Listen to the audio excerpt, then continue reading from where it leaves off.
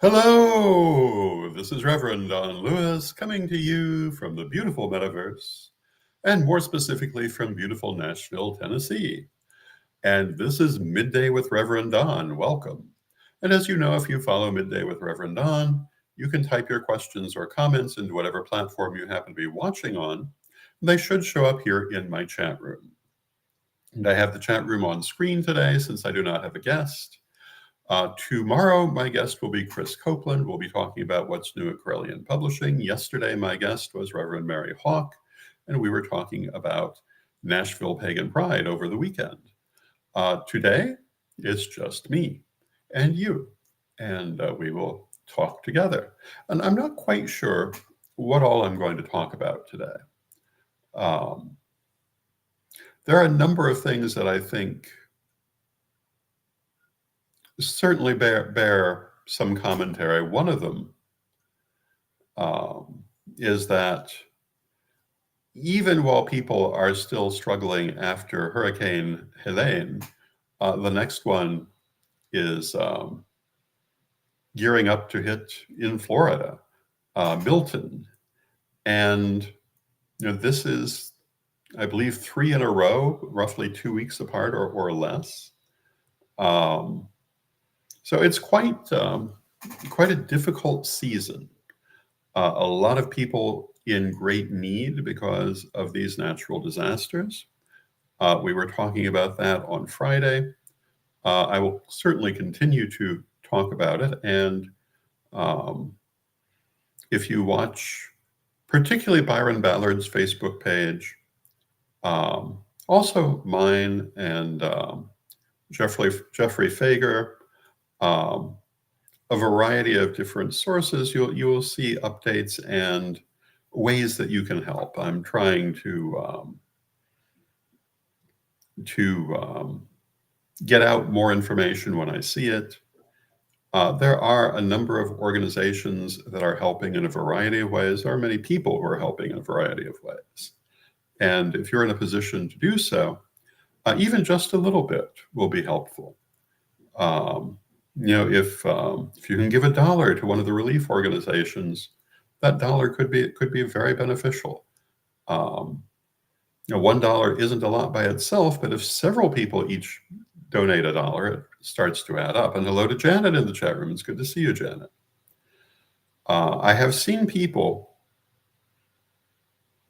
disseminating the idea that relief organizations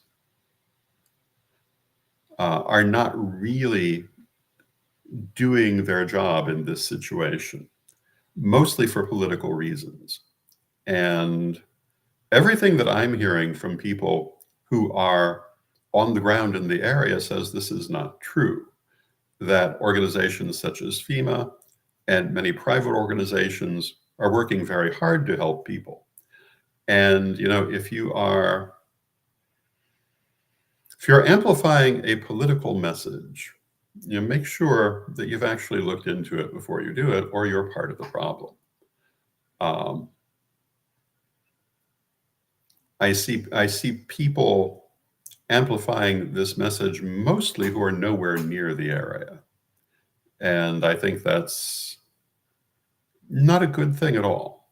And I think that if you're going to amplify anything, amplify the efforts to bring relief to the area, to help the people in the area. There are lots of things being done, lots of people working very hard. And, you can amplify those positive things that are actually making a difference rather than political nonsense. I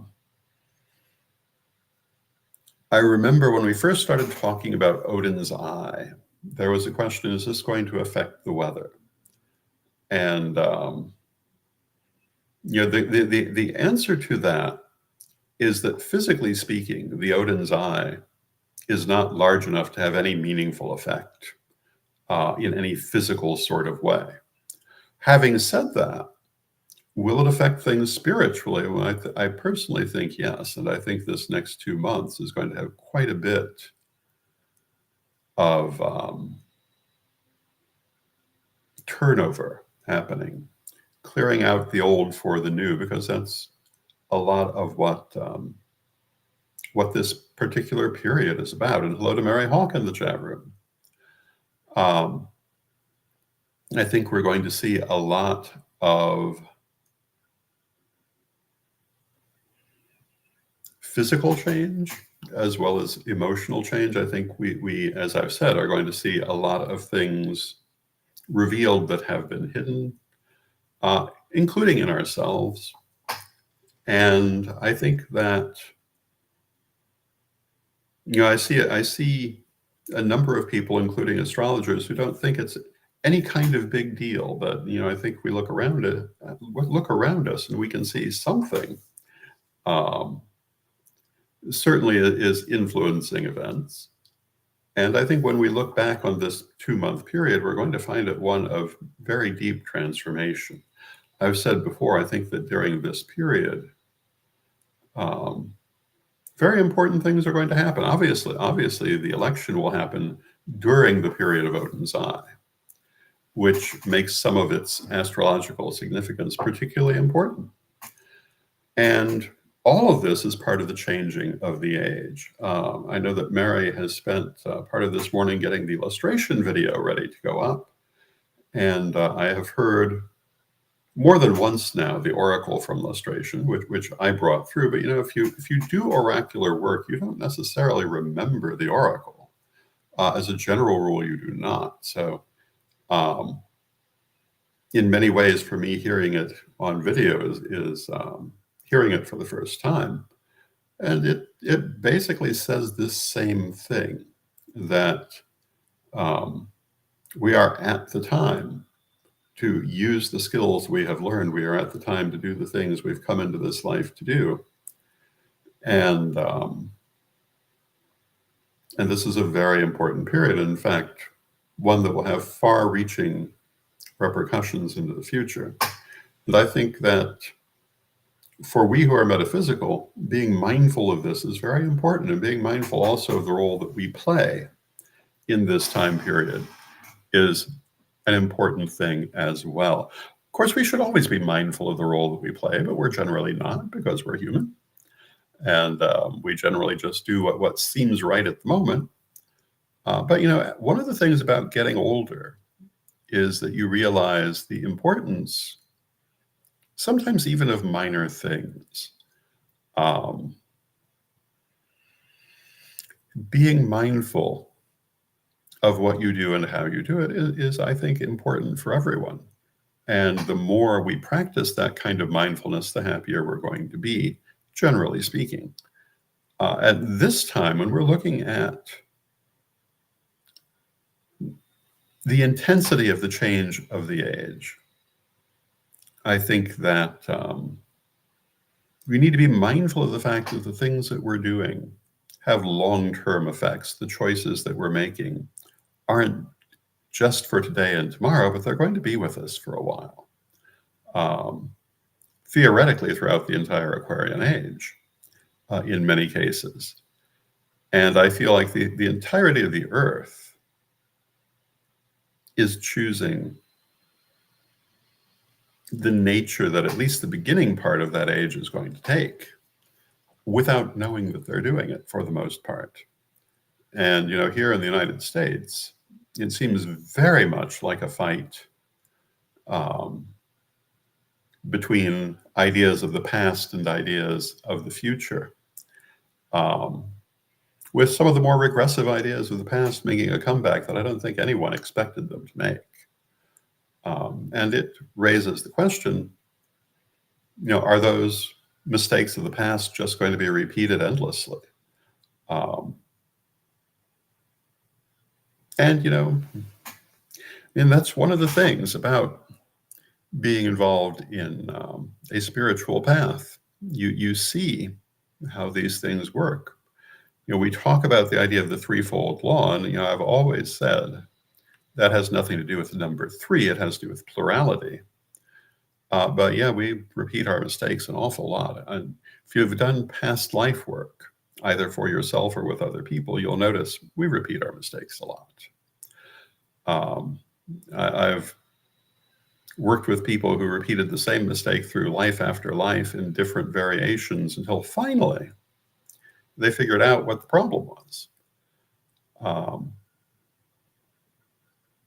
you would think that we would look at the effects and say, this is not the outcome that we want. We want to do something more practical, more positive, but it's not quite how karma works sometimes. We're pulled back to those things that we're attached to until we disattach from them. And this is an important thing to understand on a spiritual journey. A lot of people teach karma as kind of a cause and effect sort of thing, even calling it that. That isn't really how karma works. If it did, we'd see a different world. Instead, we hold on to it long past just having to go through it from the opposite side, long past, until we are able to release it. And sometimes that takes a very long time. One of the things I think we might want to start thinking about, and we've done a little bit about it, but we might want to consider, as part of our work in the turning of the age, doing some karmic releasing for the human species as a whole. You can't really do that sort of thing for anyone but yourself, unless they're willing and part of it. But there are things you can do spiritually. And I think maybe we should start looking at some mass rituals to help with that. Because it certainly seems like a lot of people are not letting go of their karma. They're clinging tightly to it, which is what we do. You would think that anyone who lived through the 20th century, or knew anyone who lived through the 20th century, or studied it at all, would not want to repeat the mistakes that were made. And yet there are people very actively repeating them. I mean, one of the things that Pagan Pride was worried about was the possibility of a busload of Nazis showing up. The fact that we're discussing such a thing in 2024 shows you how tightly people hold on to their karma, because who, looking at the Nazis, could possibly think that it was a good idea that had a good outcome? In the end, they destroyed everything they touched. If you imitate someone who destroyed everything they touched, you're going to destroy everything you touch. The Nazis, at best, had a very brief time of prosperity for themselves at the cost of many other people. But even that didn't last very long. They were an utterly unsuccessful movement. But I guess it flattered some people's ego. And of course, karmic attachment. Karma draws us back to things that logic would free us from, until we are able to look at it in different ways. And when you're on a spiritual path, doing that kind of karmic disentangling really should be one of your primary goals. Probably not when you start, but as you continue along that path, you come to realize how much this binds you, how much karma pulls you back to the same situations, the same mistakes. And yes, it can be hard to disentangle yourself from karma, but it's well worth the doing. And I don't know that anyone can do it completely, or that if you were able to do it completely, that it would stay very long, because life is karma. I mean, we attach to things constantly as long as we are living. But the more that we disentangle ourselves from attachments that cause us to have unconscious responses, the better off we're going to be. And Mary says, exactly, the current crop of Nazis are losers who don't fit into society. Well, the old crop were kind of like that too. And yet they came to dominate society. And the one thing that they had and still have is the ability to use fear in times of crisis to their advantage. I started a little while ago talking about people disseminating disinformation about crisis relief. The idea that agencies like FEMA are actually trying to make it worse because of particular areas it's occurred in. It's not what I'm hearing from people on the ground. It's not what I'm seeing reflected in the reports that I'm receiving. But obviously, certain people are promoting this point of view for their own reasons, which are political and have to do with the upcoming election. Fear is a powerful weapon. And being free from fear is not easy as a human being. But it is part of the magical path to free yourself from fear and to learn how to react to things from other bases than besides fear-based reactions. Most people react to everything out of fear.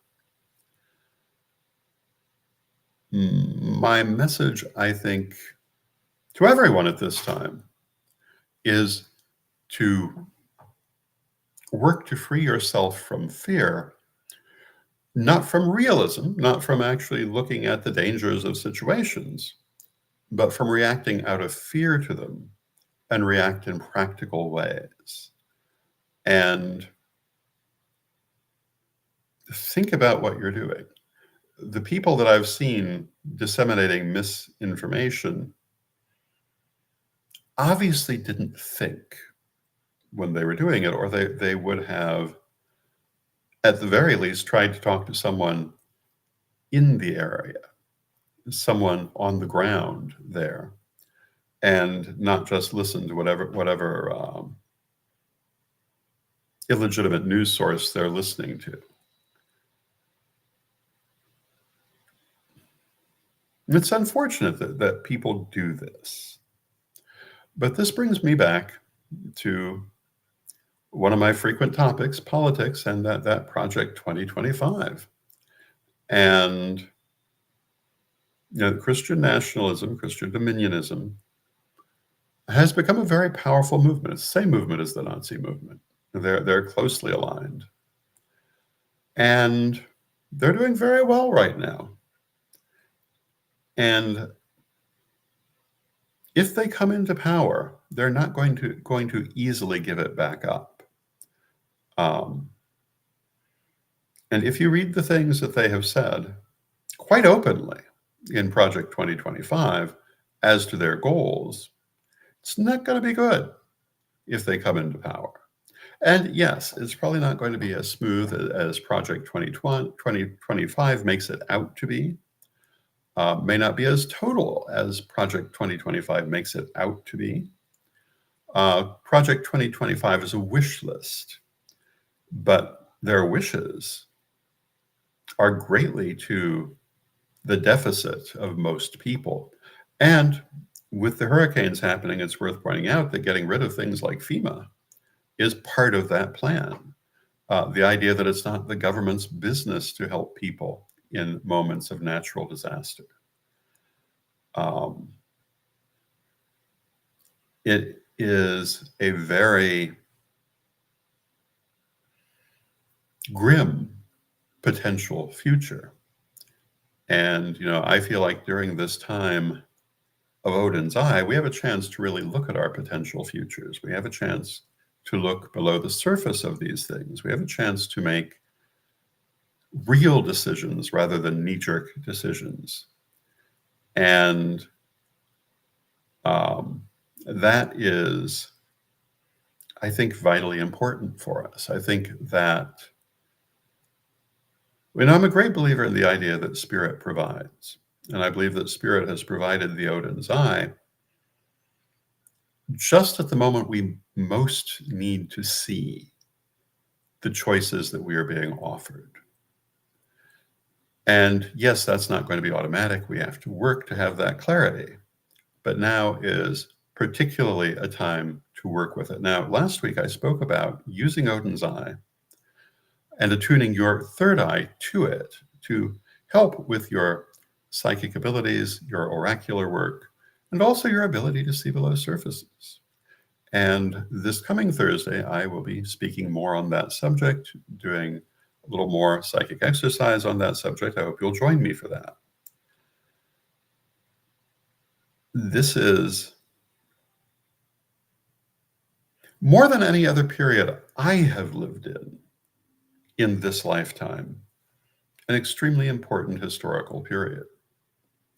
I've certainly lived in some other important periods. We always do. Um, all times really are interesting times. All times really do have vitally important moments, but I feel in many ways we are at that point where we are setting the tenor of the new age. And we want to make sure that we set it for what we want, for the future we hope for, not the future that we fear. And I will certainly continue to accent that point. Now, for today, I want to say, on a more positive note, that we can all do something to help the people who are affected by Hurricane Helene and presently by Milton, even if it's only getting out more information on how people can help, on where donations can be made, donations in cash, donations in kind, organizations and people that are helping on the ground. And if you follow my Facebook page, I will continue trying to do that. I would certainly recommend following Byron Ballard directly, because she, more than any other pagan leader, is directly involved in this and right at ground zero. But there's more coming before there's less. And maybe if we're lucky, the next crisis, Milton, will not be as bad as it might be, but it looks like it's shaping up to be pretty spectacular. And for all the people in that area, I hope that you're able to get out. People I know who live in the area that Milton is expected to strike have been trying to evacuate, and hopefully have done so successfully. But I can only say that we hope that they will be safe and able to quickly return to their homes in the best of all circumstances. Chances are high that there will be continuing need for disaster relief from this disaster, even while we're still relieving the disaster of Helene. And I think it's very important for our community to step up to this occasion. One of the things we're often accused of, pagans that is that we don't do anything to help others. And I have not found that necessarily to be true of individuals, but in the past, it's often not really been very wrong about our community. But I see a lot of pagans involving themselves in disaster relief today. And I hope that we'll see more of that. I hope that we will see our community behave like a community and help our fellows and other people who are impacted by this disaster. And I hope that if you take nothing else from today's program, you will take that as inspiration. Now, we're a little past our halfway point, and we're going to have a word from our sponsors. And first, Equinox Learning Hub.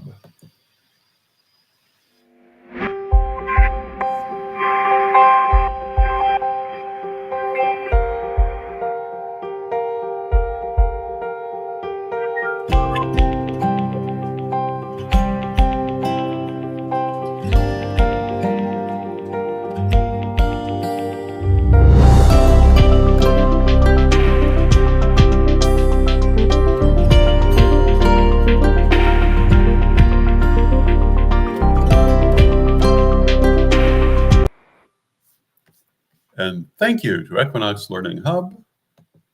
And now a word from Rev Don's Metaphysical and Magic Auctions. Ready to unlock the secrets of the universe? Join me, Rev Don Lewis, for my metaphysical and magic auctions at Gaia Thrift at whatnot.com. Discover fascinating artifacts, mystical crystals, and rare and unusual books that could change your life. Don't miss this chance to bring a little magic into your world. Rev Don's Metaphysical and Magic Auctions, where the extraordinary can become yours. And thank you to Rev Don's Metaphysical and Magic Auctions. Our next auction will be next Sunday. And I really feel that this is a moment when we are, as a community, being challenged to step up and do something, to not be passive in this situation any more than we must be. Now, not everybody can do everything, but everybody can do something, even if it's only getting the word out of places that people can help. And I hope that we will see our community continue to rise to this occasion, because not only is it necessary for this occasion, but I think it's going to become increasingly necessary in the future. And Mary remarks on the subject of Christian dominionists / Christian nationalists / Nazis, but they're the sort of people who think they have the right to yell at people entering a pagan pride event. They feel like they have the right to harass anyone who is not them. And imagine how much worse that will be if they come farther into power than they already are. We need not to just stand by and let things happen. We need to affect them. We need to affect them through our actions. We need to affect them energetically, magically. Otherwise, to some extent, why are we doing this? In the Correllian tradition, we have always made a big deal out of the turning of the age, and that a lot of our purpose for being here had to do with the nature of that turning and pointing it in the right direction. And this is that moment. It won't be the only time. It's going to be, I'm sure, throughout the rest of our lives, but it's a particularly important moment. And we need to rise to it and not just let things happen, but help to focus them in the directions that we hope to see them go. And that